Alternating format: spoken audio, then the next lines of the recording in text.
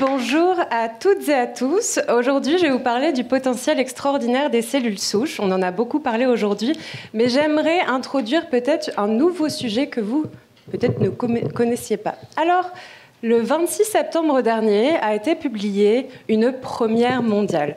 Une patiente diabétique qui a guéri du diabète grâce aux cellules souches. Mais comment ça, c'est possible? Alors, on va commencer par... Qu'est-ce que c'est que la cellule souche? On en a beaucoup parlé aujourd'hui. Une cellule souche, c'est une cellule qui est capable de se transformer en n'importe quel type cellulaire de notre corps. Alors, elle peut faire notamment les cellules adipocytes, c'est celles qui vont stocker le gras, encore plus dans cette période hivernale où on va profiter des fêtes. Il y a aussi les cellules qui vont oxygéner tout notre corps, c'est les cellules sanguines. Vous connaissez peut-être aussi les cellules qui vont former notre peau, les cellules épithéliales. Et il va y avoir les neurones qui vont permettre aujourd'hui de peut-être me comprendre. Et toutes ces cellules, en fait, elles sont dans l'embryon. C'est pour ça qu'on les appelle les cellules souches embryonnaires. Mais alors, on a d'autres types de cellules. On va avoir notamment des cellules qui sont aussi capables de tout faire, mais elles, on va les induire. C'est les cellules pluripotentes induites. Alors, celles-ci, on va les faire dans notre laboratoire à partir de vos cellules adultes, des cellules de peau, des cellules de cheveux, mais aussi des cellules sanguines. Ces cellules, on va les utiliser parce que, comme les cellules souches embryonnaires, elles peuvent faire absolument toutes les cellules. Mais là, vous me dites, mais pourquoi on n'utilise pas des cellules souches qu'on a déjà dans notre corps? Parce qu'en fait, les cellules souches adultes, elles ont une capacité de se transformer qui est limitée. Elles sont capables de faire certains types de cellules, mais pas toutes les cellules qui composent notre corps. Alors, on les connaît notamment pour régénérer à tous les 3 mois toutes nos cellules sanguines, mais on a donné d'autres exemples ce matin. Alors... qu'est-ce que je fais, moi, au laboratoire? Alors, je vais vous emmener au labo. Ces cellules, on va les observer au microscope et en fait, on va leur donner des solutions. On a parlé beaucoup de la culture cellulaire aujourd'hui. Alors, ces solutions, en fait, elles vont nous permettre de nourrir ces cellules, mais aussi de les transformer. Et moi, c'est ce que je fais en laboratoire. Je vais transformer ces cellules en y ajoutant... Alors là, on zoome dans le microscope. On va y ajouter, comme on disait tout à l'heure, du sucre, du sel, mais aussi des vitamines et des minéraux. Et il y a une petite molécule magique que j'ajoute, c'est aussi des facteurs de croissance.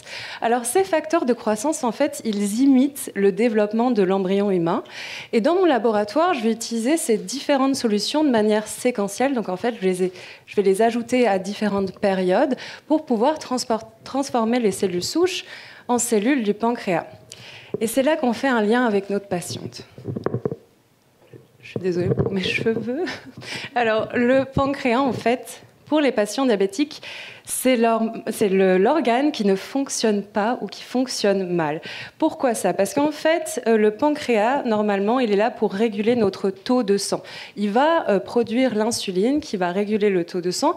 Et lorsqu'on est diabétique, on n'assoit pas ces cellules ou elles ne sont pas fonctionnelles.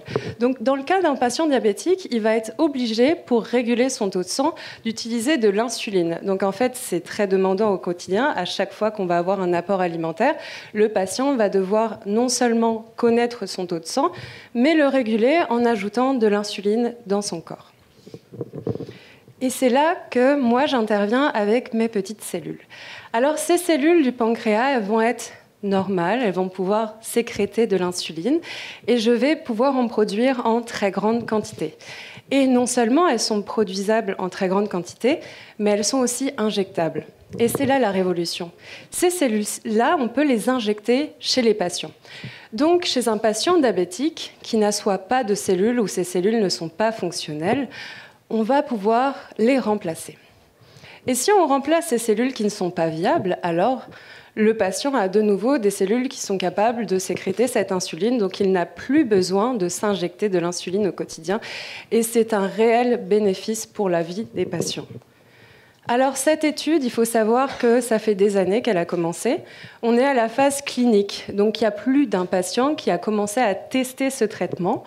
Et aujourd'hui, si on en arrive là, c'est parce qu'il y a plusieurs patients qui ont eu ces cellules injectées qu'on a essayé de suivre en laboratoire pour savoir est-ce qu'aujourd'hui ils sont capables de sécréter à nouveau de l'insuline, est-ce qu'ils sont capables complètement de renverser leur diabète et de ne plus jamais s'injecter d'insuline. Et c'est là qu'on arrive à notre patiente. Alors oui, c'est concluant.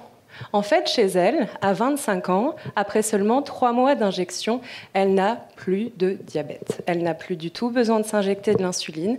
Et c'est ça qui est révolutionnaire. Dans le monde entier, il y a 500 millions de personnes qui ont le diabète, c'est-à-dire une personne sur 10 qui, à l'avenir, pourra bénéficier de ce traitement. Merci beaucoup.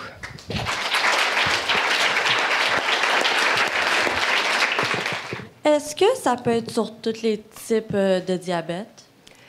Aujourd'hui, oui, ça a été testé avec des diabètes de type 2 et des diabètes de type 1. La différence, c'est qu'en fait, on en a parlé tout à l'heure, le diabète de type 1, les patients ne vont pas avoir de cellules parce qu'elles vont être détruites par leur système immunitaire. Donc, c'est le cas de cette patiente. Mais il y a aussi un monsieur de 59 ans sur la même étude qui était diabétique de type 2 qui a eu des résultats aussi probants. Donc oui, ça peut être utilisé sur les 2 types de diabète. Question ici devant, oui. Est-ce que les cellules souches qui sont prélevées dans le pancréas, est-ce que c'est juste par le patient ou ça peut être par n'importe qui pour que ça fonctionne?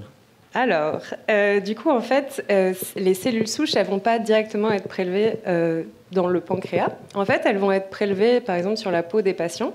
Et on va les transformer en laboratoire, on va les régénérer, en fait, faire le travail inverse de recréer la cellule souche. Et ensuite, ça, c'est uniquement fait. Il y a 2 étapes. Il y a les médecins qui vont intervenir pour récupérer ce qu'on appelle une biopsie. Donc, en fait, c'est la peau du patient. Et moi, en laboratoire, je récupère uniquement, genre, la biopsie. J'ai pas d'étape avec le patient. Donc non, on peut pas le faire chez soi encore. C'est une autre étape. Oui, question. Le micro s'en vient. Vous avez le choix, l'embarras du choix. 2 micros. En fait, je veux savoir sur quoi vous vous basez pour trouver les patients, sur le nombre de diabétiques dans le monde. Est-ce que c'est l'âge? Est-ce que c'est l'état de santé? Alors, moi, j'ai des patients, j'ai pas des patients personnellement, j'utilise des cellules de patients, mais c'est pas moi qui les choisis, ni moi qui fais les études cliniques. En fait, elles sont faites en amont. Donc, moi, il se trouve que je travaille sur un type de diabète génétique. Donc, en fait, il y a des cohortes de patients qui sont sélectionnés par des médecins. Ils vont avoir des profils clés. Donc, par exemple, on va chercher des patients entre certaines tranches d'âge, des patients qui n'ont peut-être pas d'antécédents familial. Dans mon cas, c'est l'inverse. On va chercher peut-être des antécédents. Il y a plein de critères qui rentrent en jeu, mais ça dépend vraiment de l'étude. Et dans son cas de figure, c'est l'inverse. Ils essayent de comprendre dans beaucoup de types différents. Donc, j'avoue que je ne connais pas leurs critères de sélection en particulier. Est-ce que c'est pas loin du miracle, ça? Question au fond. Oui, le micro arrive à vous. Oui. Bonne présentation. Je voulais seulement demander, est-ce que dans le cas de cette dame qui a guéri du diabète, l'article sorti en septembre, il y a eu des tests pour voir s'il y avait une infiltration de cellules du système immunitaire qui voulaient essayer de s'attaquer à ces nouvelles cellules souches? C'est super intéressant. Ouais, parce qu'en fait, pour le moment, cette patiente, il se trouve qu'elle était sous immunosuppresseur. Donc en fait, avant ça, elle avait eu une autre greffe. Et du coup, elle était déjà sous traitement. Donc, en fait, le système immunitaire sous immunosuppresseur ou dépresseur ne peut pas intervenir pour tuer les cellules. Donc, aucune idée si actuellement... Et d'ailleurs, dans toute l'étude, il n'inclut que des patients qui sont sous immunosuppresseurs. Donc, ça veut dire notamment pas les enfants. Les enfants ne peuvent pas être immunodéprimés ou supprimés. Question dans la salle, oui, ici. C'est un peu dans le même rapport. Je voulais juste savoir, c'est quoi les autres causes d'erreur que la cellule souche pourrait causer? Alors, il y a énormément de choses. Je dirais que pour résumer les plus grands risques, aujourd'hui, on a différents types d'injections, comme je vous disais. Si c'est des injections de cellules directement, il faut bloquer le système immunitaire.